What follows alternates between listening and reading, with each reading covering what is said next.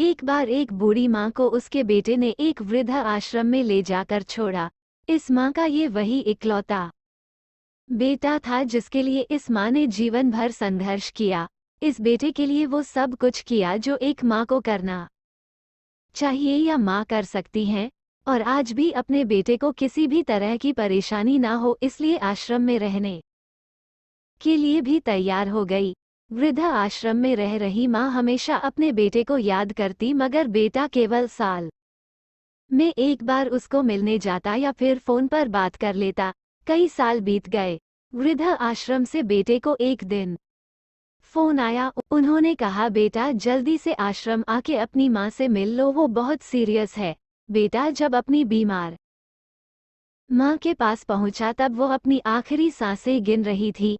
बेटे ने अपनी माँ से उसकी आखिरी इच्छा पूछते हुए कहा, माँ मैं तुम्हारे लिए क्या कर सकता हूँ बताओ। माँ ने कहा, बेटा इस आश्रम में गर्मी और मच्छर बहुत ज्यादा है, यहाँ पर कुछ पंखे लगवा देना। फ्रिज ना होने की वजह से यहाँ पर हम बूढ़ों को कई बार भूखे पेट ही सोना पड़ता है, क्योंकि किसी ने दिया हुआ खाना खराब होने से नहीं बचा पाते। तो इस आश्रम के लिए एक दो फ्रिज भी खरीद कर दे देना।